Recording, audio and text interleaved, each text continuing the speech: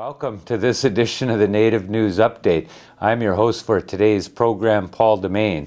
Many of the stories read here can also be found at our website at IndianCountryNews.com.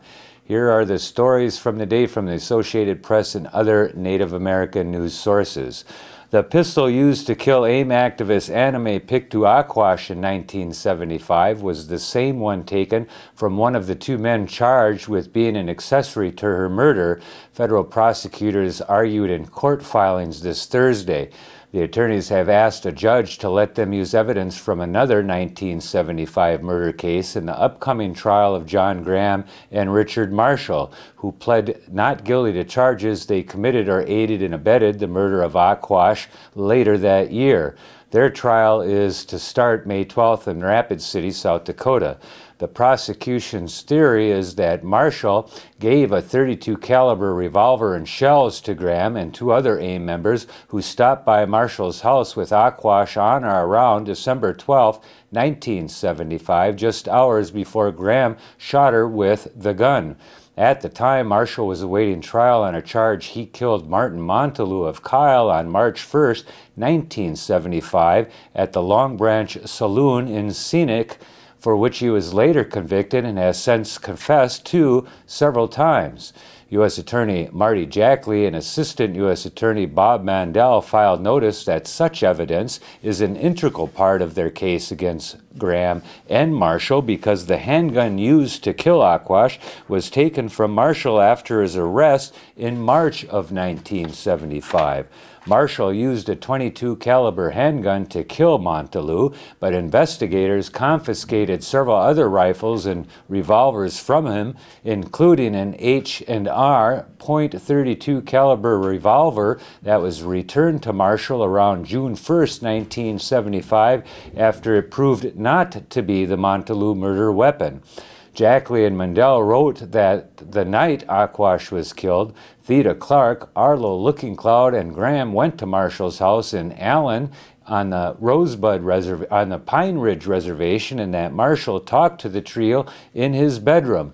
During that conversation, Marshall provided consultation, including the exchange of a handwritten note from Theda Clark asking if he could take care of this baggage, and gave the three the .32 caliber handgun and shells the prosecutors wrote in the evidentiary motion.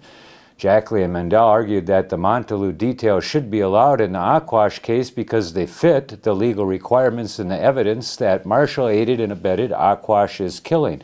The prosecutors also added that the Montalou matter is so blended and connected to the Akwash case that proof of one incidentally involves the other with respect to the defendant Marshall's involvement and ultimate role in the murder of Akwash. The evidence they have explains the circumstances of the meeting at Marshall's house and logically tends to show why he, Marshall, did not serve as the triggerman in Akwash's murder, the prosecutors wrote. Graham has been accused of being the triggerman. If anybody wonders what is going on March 26 on the Parch Creek Reservation, this is only going to be a test.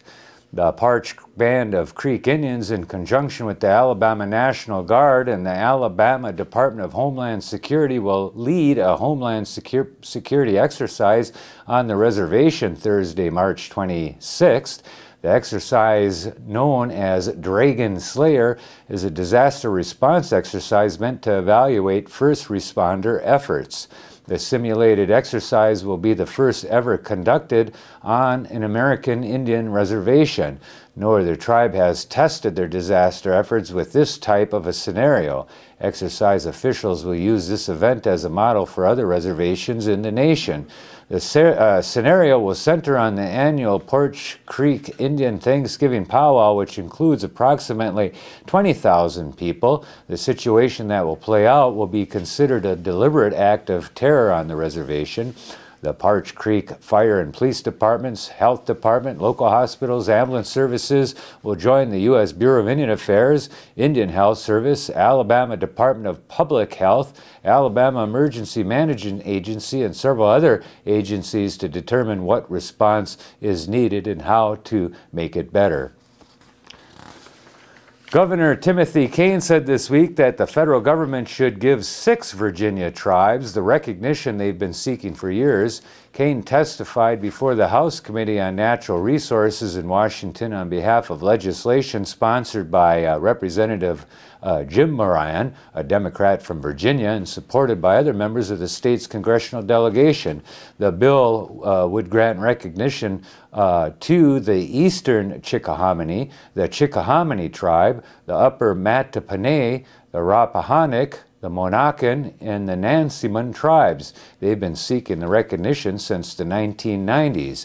Kaine and Moran also noted that the legislation would ban the tribes from operating gambling casinos, a concern that has blocked previous attempts at federal recognition for those tribes. The Viejas Band of Kamea of California have bought the naming rights to San Diego University's Cox Arena. The agreement announced this week includes a deal for $6.9 million will change the name to the Viejas Arena. It takes effect July 1st, the day after the school's previous deal with Cox Communications expires. The tribe runs a casino outlet center and other businesses at its reservation about 22 miles east of the university near Alpine, California. Some critics decried the deal, suggesting that the college students in collegiate sports shouldn't be tainted by any ties to a casino. The agreement forbids the use of the word casino or any reference to gambling on any arena signs or advertising methods. A tribe that lives off a gorge in the Grand Canyon plans to reopen the flood-damaged area to tourists on May 1st. Water from a summer thunderstorm surged through the canyon that is the ancestral home of the Havasupai in the mid-August and forced the evacuation of hundreds of residents and tourists. The reservation has been closed to visitors since then, shutting down the economic lifeline of the community. The tribe says on its website that it started taking reservations again during January.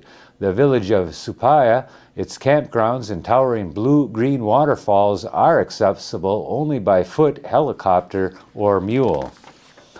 10 people filed to run for the chairmanship of the Crow tribe before the deadline came this last Wednesday. The office became vacant after Chairman Carl Venn passed away February 15th. The primary election is set for March 28th, and the top 2 vote-getters advance to the April 18th general election.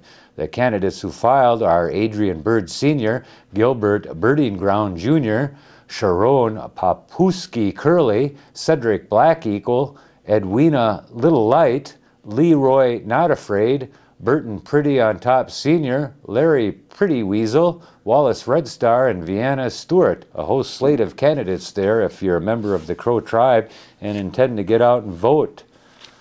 Want to thank our studio engineers and producers for helping us this weekend. We want to thank Kimberly Acosta, Nick Vanderpie, Lonnie Barber, and Donna Treadway for helping out with this program. And that is the latest roundup of news from Indian Country on this edition of the Native News Update. I'm Paul DeMain, your host, and over the weekend you have a good time. Thanks for joining us.